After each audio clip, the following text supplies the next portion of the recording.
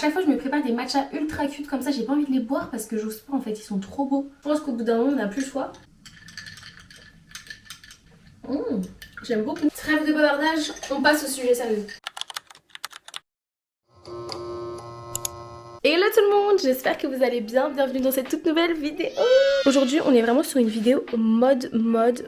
Je suis ici bien évidemment pour vous donner les meilleurs conseils mode pour ce printemps, notamment les 10 pièces à absolument avoir dans sa garde-robe pour être au top de son style, au top de son era, pour glow up. C'est vraiment un mélange de 10 pièces un peu basique et tendance qu'il faut absolument avoir. Mention particulière pour ce magnifique portique que j'ai pris 10 ans à préparer. On retrouve vraiment toutes les pièces tendance à avoir pour ce printemps. Dans l'ensemble, on remarque qu'il y a pas mal de motifs et surtout des couleurs très claires, tout ce que j'aime pour le printemps. On arrête le suspense, on va voir ça en détail. On commence par la première tendance que vous avez dû voir absolument partout. J'ai nommé le léopard, mes chéris. Je dois vous faire une confidence. À titre personnel, de base, j'étais pas trop fan de cette tendance puisque le léopard, pour moi, c'était un motif qui n'était pas très classe. Mais finalement, j'ai vraiment changé d'avis. De toute façon, il y a que les idiots qui ne changent pas d'avis, comme on dit. J'ai changé d'avis puisque j'ai vu des associations et des façons de porter le léopard qui m'ont complètement conquise. Depuis, je suis en roue libre. Je n'arrête pas de porter du léopard. Ça ne va plus, les gars. Retenez-moi. En fait, le léopard, faut savoir jongler avec. Faut avoir cet équilibre. Si tu portes du full léopard ou des matières ou des motifs en plus du léopard qui sont trop voyantes, trop extravagantes, ce sera too much. Après, si ton style t'aime le too much, bah tant mieux pour toi. Mais ici, on essaye de trouver des choses un peu plus minimalistes, voire élégantes. Donc, pour nous, ça va pas aller. Ensuite, si tu portes des choses beaucoup trop sexy avec le motif léopard, ça risque de faire vulgaire. Et chacun fait ce qu'il veut encore une fois. Comme on s'inscrit dans un style plutôt chic minimaliste, on veut pas trop tomber dans le vulgaire. Donc il faut savoir l'utiliser avec parcimonie et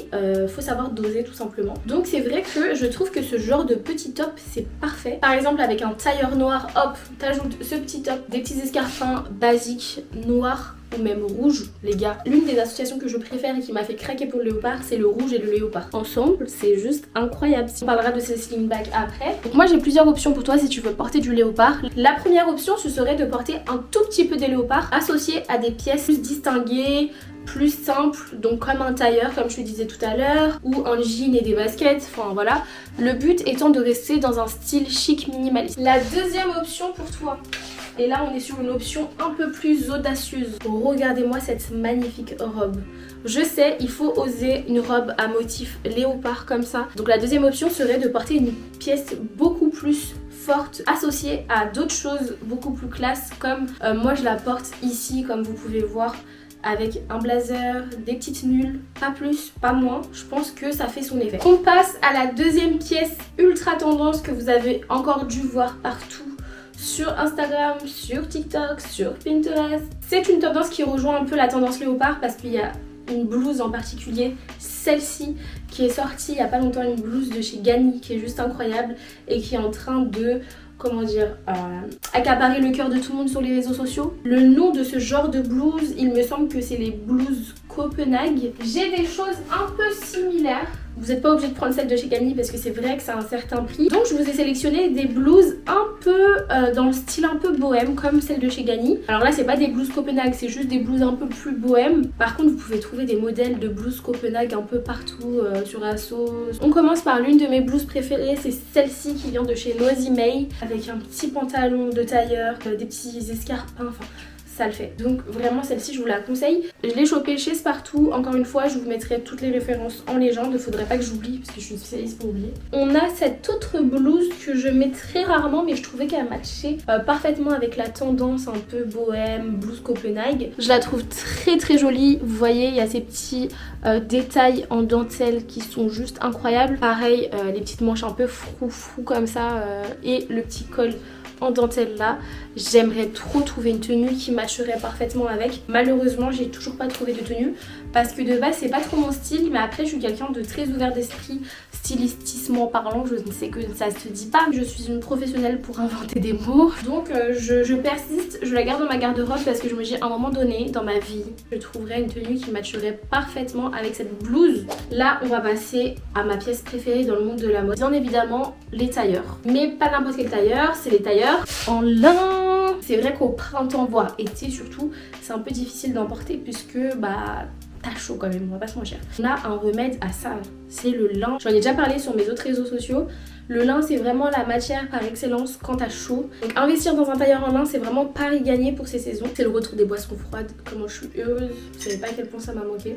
La quatrième pièce que tu dois absolument avoir dans ton armoire pour ce printemps selon moi, c'est ce genre de pièce incroyable. Ici c'est un blazer, ok, mais ça peut être autre chose, ça peut être un top, mais quelque chose d'asymétrique, quelque chose de structuré. Et porté, il est encore plus incroyable. Regardez-moi ça s'il vous plaît. Pour moi, au printemps, il est vraiment temps, je fais des rimes, je suis une poète, de porter des choses un peu plus structurées qui vous mettent plus ta silhouette en avant, puisque tu ne te couvres pas sous 1000 couches. Le layering, normalement, au printemps, tu le mets que parce que tu veux du style, pas parce que t'as froid. Donc dans ce cas-là, normalement tu peux porter des choses un peu plus structurées, voilà, un peu plus stylées, un peu plus travaillées. Franchement cette pièce est très réussie, même si ça reste du prêt-à-porter. Osez adopter cette particularité, cette originalité avec des pièces un peu plus élaborées. La cinquième pièce à avoir absolument dans son armoire, ce sont les cardigans. Ici je vous ai choisi 2 cardigans qui vous donneront une allure très élégante de par leurs boutons et leur structure.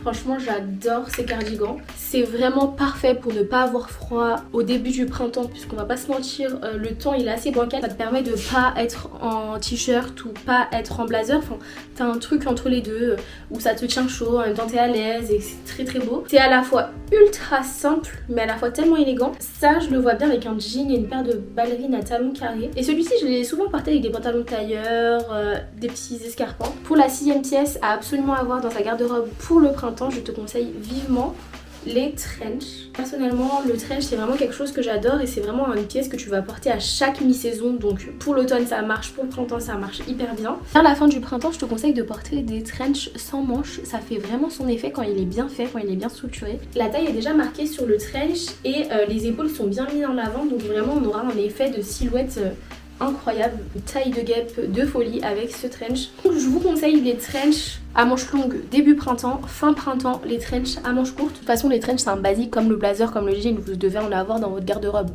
Sinon je vous parle plus. Maintenant on va passer à tout ce qui est chaussures, accessoires, ça. Pour les chaussures on va commencer avec la paire de chaussures que tout le monde veut, que tout le monde a ce printemps. Alors j'ai pas monté mes gazelles mais c'est tout ce qui va être gazelle voire samba. Ici j'ai une paire entre les deux en fait. C'est les VL courts 3.0. J'ai déjà 3 paires de gazelles et je voulais prendre une paire de samba. Sauf que je voyais beaucoup trop de monde avec des sambas et je me suis dit bah non je vais prendre une paire de baskets. J'ai vu celles-ci qui sont entre les sambas et les gazelles et j'ai eu un coup de foudre, je me suis dit je les veux absolument et franchement je les porte très souvent parce que je les adore. Par contre mon envie de samba n'a toujours pas disparu donc je pense que je vais quand même craquer pour une paire de samba, je vais pas vous mentir. Je suis pas quelqu'un qui va porter des baskets tous les jours parce que j'aime beaucoup les ballerines, les escarpins, les slingbacks, etc. Mais franchement quand j'ai une paire de baskets que j'aime bien mettre le prix dedans, investir dedans parce que c'est vraiment quelque chose qui va me tenir longtemps. Et surtout quand t'as envie d'être confortable, bah voilà, je trouve qu'il n'y a pas mieux. Les Adidas et les New Balance, c'est vraiment les baskets que j'ai le plus souvent. J'adore les porter avec des jeans, avec des tailleurs, enfin vraiment elles font leur effet. Je vous montre ce que ça donne ici. Enfin je sais pas, j'adore comment ça fait, c'est... Pour la 8ème pièce, j'ai nommé les slingbacks. Clairement celles-ci c'est vraiment les slingbacks de mon cœur. Elles sont pointues parfaitement, il y a un petit détail comme ça ici, elles sont très fines, très élégantes. Le talon est minuscule, enfin vraiment tout ce que j'aime. Merci Dieu, il existe des slingbacks à mini talons maintenant. C'est vrai qu'avant on en trouvait moins je trouve. Au printemps ou en été, même en vacances, quand tu veux mettre des talons, tu vas être assez élégante à prêter et que t'as que des talons ultra hauts, bah t'as pas envie, t'es là en mode ok je vais mettre mes sandales plates, c'est bon. Je vous montre les tenues que j'ai réalisées ici avec ces slingbacks que vous pouvez vous aussi reproduire pour ce printemps. J'adore porter ces chaussures, elles me donnent une allure incroyable. Je pense que c'est vraiment la couleur qui fait aussi que les gens adorent parce que à chaque fois que je les mets, encore une fois j'ai des compliments. Les gens ils me disent mais t'as un style de ouf, alors qu'en vrai ma tenue est super basique, c'est juste elles qui font tout. Celles-ci je les ai même pas encore portées une seule fois, mais je les trouve trop mignonnes. Même vibes que les chaussures que je viens de vous montrer. Elles viennent de chez Aldo et regardez-moi ce détail du petit nœud, ça c'est trop élégant. Toujours dans les slingbacks, vous savez à quel point j'adore les ballerines. Regardez-moi ça, donc pareil, là on a des slingbacks à talons carrés, vernis comme ça, elles sont trop belles. On a le petit nœud ici, ultra cute. Celle-ci, pareil, je les porte souvent avec des pantalons basiques, des cardigans. Donc voilà, en termes de slingback, les chéris, on a énormément de choix. Franchement, il y en a pour tous les goûts, pour toutes les couleurs, pour toutes les matières, pour toutes les tailles. En termes d'accessoires ultra tendance et indémodable, intemporel, ça va être les carrés de soie, les petits foulards. On est sur ce magnifique nœud de soie de chez Gucci. Mais vraiment j'adore énormément les motifs qui sont juste trop beaux. Ça change toute une tenue. Vous le mettez comme ça là, ici, c'est trop beau. Je l'ai porté récemment et regardez ce que ça donne. Vraiment ça ajoute une touche d'élégance et de classe. La 10e et dernière pièce à absolument avoir dans sa garde-robe pour ce printemps, ce sont les petits sacs. Je sais pas pourquoi, mais quand le printemps-été arrive, j'ai une passion folle pour les petits sacs. En fait j'ai peut-être cette envie de liberté, de pas être trop avec des sacs très lourds, des gros sacs et tout. Donc je mise souvent pour des petits sacs sur mes tenues et je trouve que ça fait tout de suite très mignon. Celui-ci c'est un Furla que j'aime particulièrement, il est fait en tweed et d'ailleurs n'hésitez pas à aller à la Vallée Village parce que là-bas ils font des soldes incroyables. Je l'ai eu à 100 quelque chose euros.